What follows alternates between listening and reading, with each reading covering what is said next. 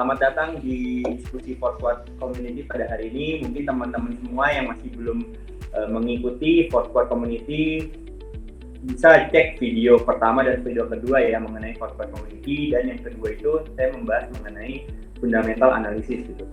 Jadi pada hari ini kita akan membahas mengenai topik yang sering banget dibahas belakangan ini gitu ya. Jadi marak judi berkedok trading online gitu. Mungkin teman-teman semua di sini tahu lah ya. Dari foto ini kita tahu gitu kalau misalnya iklan ini sempat viral gitu. Nah, salah satu platform digital yang menawarkan trading online yang bisa menghasilkan $1,000 per hari tanpa perlu keluar dari rumah.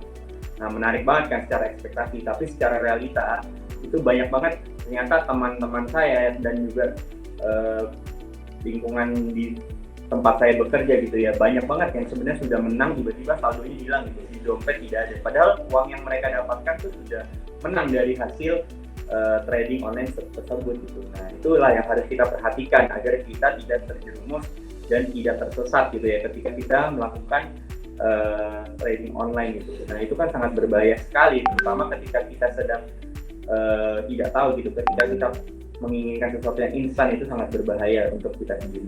Nah, padahal uang yang kita kumpulkan itu kan hasil dari kerja keras kita sendiri gitu.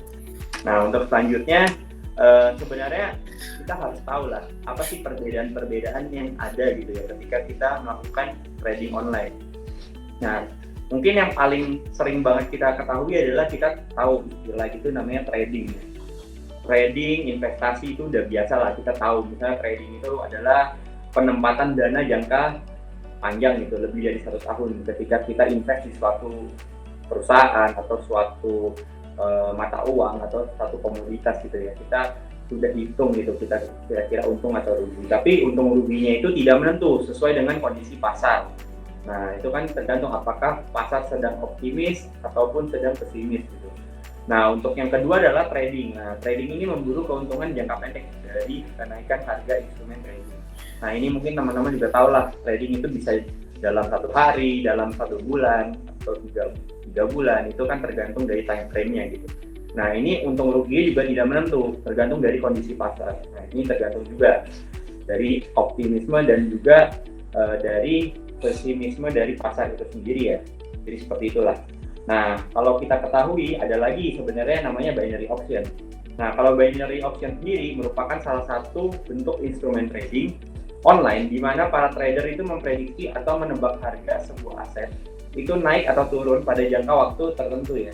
Jadi teman-teman bisa bayangin gitu, kita bisa memprediksi itu bisa mata uang, bisa komoditas maupun saham dalam rentang waktu bahkan dari detik, menit atau jam gitu. Bayangkan kalau hanya 1 menit gitu kita bisa untung atau rugi gitu. Nah, sangat pendek banget kan waktunya gitu. Itu sangat berbahaya sebenarnya. Mungkin teman-teman bisa untung cepat, bisa rugi lebih cepat gitu. Nah, ini yang harus diperhatikan.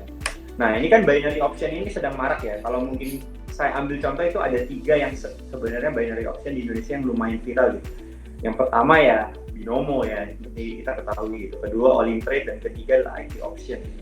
Nah, sebenarnya ketiga ini tuh sudah diatur oleh Finakom atau organisasi yang bertugas untuk menyelesaikan sengketa eksternal dan didedikasikan khusus untuk forex gitu. Nah, untuk Finakom sendiri itu sebenarnya tidak diatur dan terdaftar sebagai badan penyelesaian sengketa di wilayah hukum manapun gitu. Jadi kalau kita tahu ya dalam beberapa hari ini itu kan banyak banget ya berita-berita mengenai binary option gitu, tentang judi online, terus apa bedanya judi online, binary option dengan forex, terus mengenai Ponzi gitu ya. Kalau Ponzi mungkin teman-teman itu tahu lah ya, ibaratnya seperti MLM. Satu orang itu mengundang 3 temannya gitu, 3 temannya masing-masing ngajak 1 orang gitu, jadi terbentuklah pohon-pohon tersebut. Nah, sampai pada akhirnya itu orang-orang yang terlambat masuk itulah yang akan mengalami kerugian. Nah, itu kan cuma bisa ditentukan oleh waktu. Nah, itulah jangan sampai teman-teman terbawa arus dan akhirnya tidak tahu apa yang teman-teman lakukan. Itu bahaya banget. Nah, sebenarnya binary option ini sudah terjadi di berbagai negara ya, jadi nggak cuma di Indonesia aja gitu. Jadi sudah pernah terjadi di Amerika, di Eropa, di Australia, dan di Indonesia. Nah, kondisinya seperti apa sih? Kalau di Amerika sendiri itu the CFTC sudah memberikan peringatan agar berhati-hati terhadap binary option gitu ya. Jadi masih diperingatkan lah gitu untuk para investor gitu. Jadi masih diberi kebebasan gitu. Jadi kalau teman-teman yang masih mau ya silakan gitu, tapi ya sudah diingatkan. Kalau di Eropa itu sudah diberikan pelanggaran terhadap binary option sejak 2018 dan di sana itu banyak terjadi penipuan investasi online. Nah untuk di Australia yaitu badannya ASIC ya, itu memberikan peringatan untuk tidak tergiur dengan tawaran binary option dengan segala macam platform. Jadi di sana juga sudah diberikan peringatan. Nah kalau di Indonesia itu baru-baru ini Kominfo sudah memblokir semua platform, jadi kita sudah tidak bisa lagi membukanya dan mengaksesnya. Nah ini suatu hal yang menurut saya bagus, tapi ternyata sudah banyak banget yang mengalami kerugian gitu ya, sampai bahkan ada yang menjual rumahnya sampai sudah tidak bisa tinggal lagi gitu ya, jual mobil itu udah terjadi. Diperkirakan menurut berita itu sekitar 20 triliun gitu ya yang hilang akibat penipuan online seperti ini gitu. Ini sangat besar sekali gitu ya, sangat merugikan masyarakat Indonesia ya, terutama kaum milenial yang sebenarnya pengen cepat kaya gitu ya, pengen mengharapkan hasil yang instan tanpa harus kerja, tanpa harus keluar rumah gitu ya. Nah malah menjadi buntung gitu, apalagi yang sudah berkeluarga gitu, sampai harus ada yang harus bercerai dan segala macamnya lah, banyak lah. Nah sebenarnya bagaimana sih kita bisa terhindar dari binary option? Nah sebenarnya ini kita harus tahu tidak ada keuntungan yang konsisten dan besar dalam jangka waktu yang pendek gitu ya. Nah banyak yang iming-iming gitu, kayak ibaratnya bisa memberikan return bisa 20%, 30% gitu dalam sehari, itu kan nggak masuk akal gitu, terus bisa konsisten lagi. Nah itu bahaya gitu. Kalau udah menjurus ke sana, teman-teman harus hati-hati dan harus mempertanyakan apakah itu bisa terjadi gitu. Nah kalau bisa terjadi, bagaimana bisa terjadi gitu Kak? Teman-teman harus cari tahu lah. Terus kedua itu keuntungan binary di salah satu platform gitu ya, tidak 50-50, melainkan kalau kita kalah itu kita hilang 100%, sedangkan bila menang hanya 80%an gitu ya. Nah ini terjadi di salah satu platform di mana itu kadang juga kan tentu ya, kadang bisa juga 70%. Nah itu dari situ aja kita udah bisa mikir gitu, kenapa bisa kalau kita kalah itu 100% tapi kalau menang hanya 80%. Gimana kita mau balik, dan kita kan harus mempunyai rasio kemenangan yang lebih besar gitu, dan untuk konsisten kan pasti susah. Nah itu yang kita harus tahu. Nah untuk yang ketiga adalah kita harus mempelajari dulu pemilik dari binary option gitu, apakah ada track recordnya. Nah ada salah satu platform yang mungkin sudah lama gitu ya, jadi mungkin kita mikir gitu udah mature nih, nggak mungkin lah masalah gitu, tapi ternyata ada gitu. Nah itu yang makanya saya harus bilang, jika ingin berjudi, ini kan ibarat dengan judi gitu ya, judi aja 50-50 di sini, tapi nggak 50-50 karena nggak fair juga gitu. Tapi nggak apa-apa kalau mau judi, tapi ya gunakan uang dingin gitu. Kan banyak orang-orang di sana gitu, teman-teman juga yang mungkin menggunakan uang panas gitu atau bahkan hutangan. Nah itu sangat lebih berbahaya lagi. Kita udah nggak punya uang, kita kehilangan uang, dan kita ditagih untuk membayar uang tersebut, padahal kita nggak punya uang sebesar itu gitu. Nah itu lebih berbahaya. Jadi teman-teman sebelum kesana gitu, teman-teman harus cari tahu dulu kira-kira ini menguntungkan nggak sih. Nah tapi sesuai dengan apa yang terjadi itu, rata-rata mereka memberikan keuntungan yang besar gitu, tapi pada akhirnya ya semuanya itu mengecewakan gitu ya. Jadi belum ada lah binary option yang benar-benar gitu ya. Kan ini baru kita bahas binary option, itu masih banyak lagi sih ya. Kayak ada copy trade gitu, masih ada robot yang sekarang ini lagi viral, terus tentang NFT gitu ya, crypto semuanya, bahkan apapun yang instan itu dibisnisin gitu.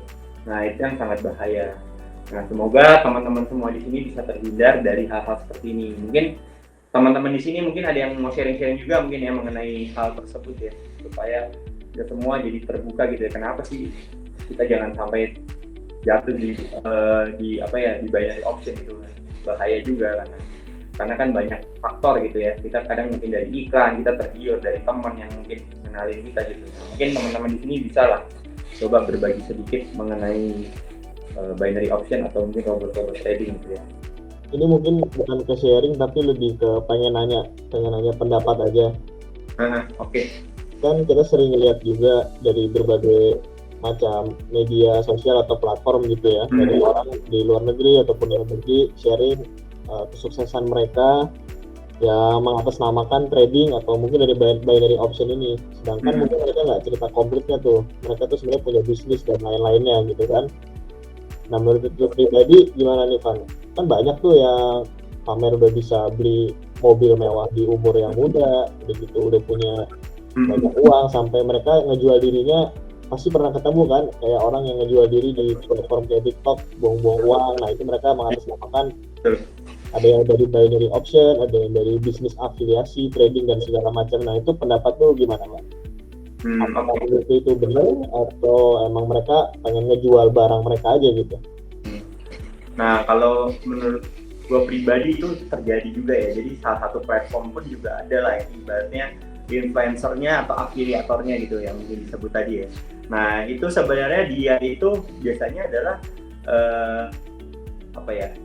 influencer atau penyanyi, bahkan ada penyanyi, ada artis gitu ya diundang yang sebenarnya bukan bisnisnya itu di trading, tapi mereka akhirnya ikut-ikutan trading. Mungkin kalau lihat YouTube video kita sering lihat gitu ya, ketika di iklan itu mereka trading dulu segala macam gitu. Nah itu sebenarnya nggak ada yang salah dengan itu, karena itu kan keputusan ya. Jadi dia dari perusahaannya tersebut itu dia membuat iklan itu menarik gitu, dengan menarik influencer ya, kita nggak bisa pungkiri lah ya, karena itu bisa lebih menjual gitu. Nah itu balik lagi, hal itu sempat juga jadi kontroversi gitu ya. Banyak sekali teman-teman yang rugi itu menghujat gitu ya, menghujat afiliator segala macam gitu. Nah sebenarnya kan di afiliator itu kita juga nggak ada keharusan juga untuk mengikuti ya, tapi di satu sisi dengan digital yang sekarang ini mulai gampang kita akses gitu, kita akhirnya pasti tergiur gitu. Mungkin satu kali enggak, kedua kali enggak gitu, ketiga kali kita coba pikir-pikir lagi gitu, menguntungkan nggak sih? Nah itu yang akhirnya malah membuat kita terjerumus. Nah makanya sebenarnya itu kita sama aja kita kayak mencari suatu hal gitu ya. Kita bisa cari konten apapun di YouTube gitu. Sekarang ini kan gampang banget. Nah itu tergantung kita sudah punya dasar atau belum. Kalau misalnya kita belum punya dasar yang kuat, pasti kita ikut-ikutan. Nah ketika kita ikut-ikutan, kita harus paham dulu resikonya. Nah karena balik lagi, saham pun juga sama kan. Sebenarnya kita kadang dapat info segala macam, tapi kan disclaimer on kadangnya. Kayak kita punya kesempatan untuk memilih gitu, bukan kita diharuskan untuk mengikuti afiliator itu kan, nggak dipaksa kan. Nah baik lagi ke diri kita, kalau diri kita belum cukup kuat untuk menerima itu dan kita ikut-ikutan, menurut gue pribadi nggak fair sih kita kalau menuduh afiliator gitu ya. Nah karena dia pun juga pasti nyari uang juga di situ. Nah itulah yang sangat penting kita harus perhatikan. Makanya kita harus investasi di leher ke atas lah ibaratnya, kalau kata patung desem gitu ya. Jadi kita harus cari tahu dulu informasinya gitu sebelum kita terjun. Karena kalau kita udah terjun ya keputusan bukan di dia lagi, keputusan di kita sendiri gitu. Itu sih. Oke Van, berarti dari jawaban lu barusan gue bisa ambil kesimpulan untuk setiap investasi yang ingin kita lakukan, berarti sebelumnya kita harus melakukan riset yang mendalam terlebih dahulu dan nggak boleh ikut-ikut orang lain gitu berarti ya. Ya betul. Nah kalau kita pun ikut-ikut orang lain, kita harus sadar juga gitu, apakah yang kita gunakan itu uang dingin atau uang panas gitu ya. Karena kan itu balik lagi gitu, kalau kita pakai uang panas ya resikonya di kita dan apalagi hutangan gitu ya. Nah itu makanya kita harus belajarin, pahami resiko, risk management yang baik dengan benar gitu. Itu sih. Oke, thank you Van. Oke. Mungkin yang lainnya kalau ada yang ingin menambahkan gitu. Udah gua ada mau nanya nih. Coba kita ini ya, kita coba mulai bahas trading, robot trading. Ya, boleh. Nah, kan kalau sekarang kita kan ke robot trading ya kan, seperti yang kita tahu kan robot trading kan ini ya, ada banyak ya.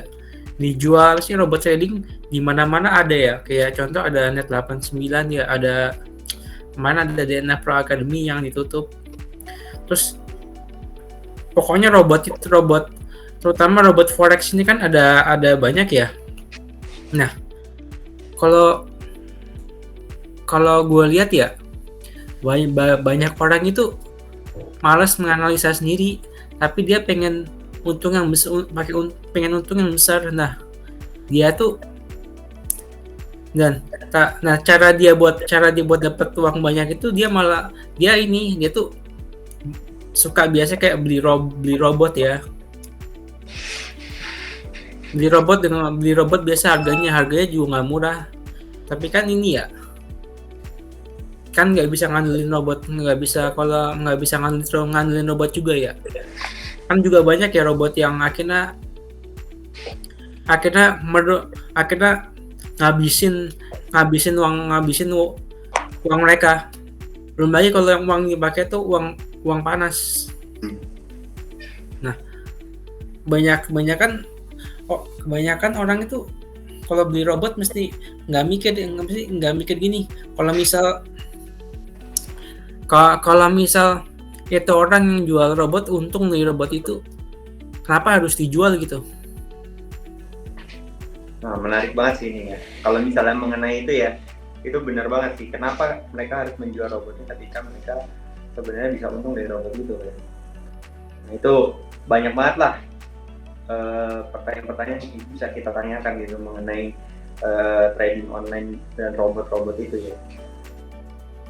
Nah, itu pasti ada sesuatu hal yang alasan mereka gitu kenapa mereka masih harus jual. Gitu ya, mungkin ya, Michael ya. Iya, kayak gitu. Ada sesuatu yang mungkin ada sesuatu yang ada satu alasan kenapa kok mereka ini menjual robot mereka. Kalau misal mereka ini untung dari robotnya ya, kenapa kok harus dijual gitu? Nah, gitu. Kenapa nggak dimakan sendiri aja gitu ya, nggak usah dibagi. Iya. Kebanyakan justru kalau orang itu ya punya robot yang bawa untung banyak gitu, biasanya disimpan sendiri, nggak disebar-sebar atau nggak dijual biasanya. Mungkin untuk menanggapi jawaban itu, nah ini yang sebenarnya tadi dibilang mungkin bisnis utamanya bukan di tradingnya tapi di jualan robotnya. Jadi kesannya seperti produk utamanya sebenarnya robot, bukan si ingin menjual dan ingin membuat orang lain untung. Jadi yang untung ya penjual robotnya aja gitu. Kalau menurut saya ya. Gitu aja sih. Bener juga. Bisa jadi dia nih nyari uang dari menjual robot, bukan dari tradingnya malah. Bisa jadi ya kayak gitu.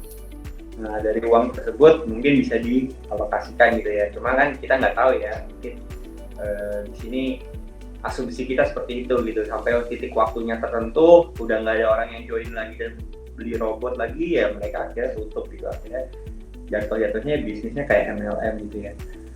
Nah itulah yang harus kita waspadai gitu sebelum terjadi marak seperti ini gitu.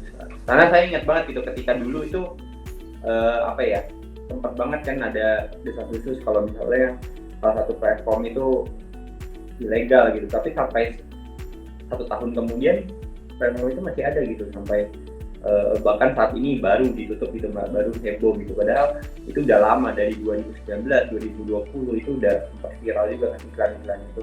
Nah tapi baru bisa viral karena ibaratnya banyak orang yang mengalami kerugian, baru deh hal-hal itu baru diangkat gitu. Nah kan udah telat gitu, kenapa nggak dari awal itu preventif aja gitu, kita sudah langsung tutup itu biar orang-orang itu nggak tergiur dan akhirnya nggak tersesat di dalam. Mungkin ada permainan-permainan juga kali dari situ ya, itu kita yang nggak tahu lah. Tapi ya baik lagi kita harus perkuat dulu ilmu kita dari leher ke atas supaya kita terhindar dari hal-hal seperti itu, karena itu sangat berbahaya sekali gitu ya.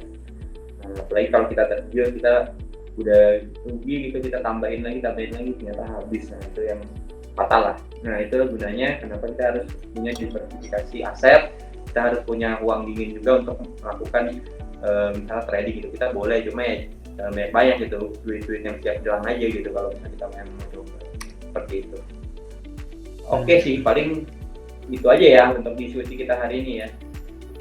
Nah, terima kasih banyak buat teman-teman semua yang sudah meluangkan waktunya. Mungkin bagi teman-teman semua di sini yang sudah nonton video di Forward Community, mungkin boleh like, subscribe, dan juga share ke teman-temannya kalau misalnya suka gitu ya, atau mau request topik apa gitu boleh banget gitu. Jadi supaya nanti kedepannya kita bisa bahas juga untuk jadi pertimbangan kita juga gitu. Oke, terima kasih teman-teman semua, salam sehat ya, semoga sukses selalu. Oke.